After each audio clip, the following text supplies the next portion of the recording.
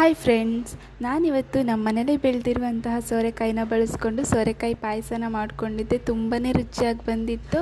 ಇದನ್ನು ನಾನು ಸ್ವಲ್ಪ ಸಿಪ್ಪೆಯನ್ನು ತೆಕ್ಕೊಂಡು ಚಿಕ್ಕದಾಗಿ ಕಟ್ ಮಾಡಿಕೊಂಡು ಬೇಯಿಸ್ಕೊಳ್ತೀನಿ. ನೀವು ಬೇಕಾದರೆ ಸೋರೆಕಾಯಿನ ತುರಿದು ಕೂಡ ಪಾಯಸ ಮಾಡ್ಕೊಳ್ಬೋದು. ಇದಕ್ಕೆ ನಾನು ಮೇಯ್ನಾಗಿ ಕಾಯಿ ಹಾಲನ್ನ ಯೂಸ್ ಮಾಡ್ತಿರೋದ್ರಿಂದ ಒಂದು ತೆಂಗಿನಕಾಯಿನ ತುರಿದು ಗ್ರೈಂಡ್ ಮಾಡಿ ಅದರಿಂದ 3 ಸಲ ಕಾಯಿ ಹಾಲನ್ನು ಫಿಲ್ಟರ್ ಮಾಡ್ಕೊಳ್ತಾ ಇದ್ದೀನಿ. ಅಂದರೆ ಫಸ್ಟ್ ಸಲ ಗಟ್ಟಿಯಾಗಿ, ಹಾಗೆ ಇನ್ನೊಂದು ಸಲ ರುಬ್ಬಿಟ್ಟು 2ನೇ ಸಲ, ಹಾಗೆ 3 ಸಲ ತೆಕ್ಕೊಂಡಿದ್ದೀನಿ. ನಾನು 3ನೇ ಸಲ ತೆಗೆದಿರುವಂಥ ಕಾಯಿ ಹಾಲಿಂದ ಸೋರೆಕಾಯಿನ ಚೆನ್ನಾಗಿ ಬೇಯಿಸ್ಕೊಳ್ತೀನಿ. ಅದು ಚೆನ್ನಾಗಿ ಬೆಂದಾದಮೇಲೆ 2ನೇ ಸಲದ ಕಾಯಿ ಹಾಲನ್ನು ಹಾಕ್ಕೊಂಡು ಚೆನ್ನಾಗಿ ಕುದಿಸ್ಕೊಳ್ತೀನಿ. ಹಾಗೆ ಅದಕ್ಕೆ ಒಂದು ಸ್ವಲ್ಪ ಬೆಲ್ಲನ ಪಾಕ ಮಾಡ್ಕೊಂಡು ಹಾಕ್ಕೊಳ್ತೀನಿ. ಹಾಗೆ ಸ್ವಲ್ಪ ಉಪ್ಪನ್ನು ಕೂಡ ಹಾಕ್ಕೊಂಡು ಚೆನ್ನಾಗಿ ಕುದಿಸ್ಕೊಳ್ತೀನಿ. ಆನಂತರ ನಾನು ಫಸ್ಟ್ ತೆಗೆದಿರುವಂತಹ ಕಾಯಿ ಹಾಲನ್ನು ಹಾಕ್ಕೊಂಡು 2ರಿಂದ 3 ಕುದಿ ಬಂದರೆ ಸಾಕು. ರುಚಿಯಾಗಿರುವಂತಹ ಪಾಯಸ ರೆಡಿಯಾಗಿರುತ್ತೆ. ಹಾಗೆ ಇದು ದೇಹಕ್ಕೂ ಕೂಡ ತುಂಬಾ ತಂಪು. ಹಾಗೆ ವಿಡಿಯೋ ಇಷ್ಟ ಆಗಿದ್ದರೆ ಪ್ಲೀಸ್ ಸಬ್ಸ್ಕ್ರೈಬ್ ಮಾಡಿ.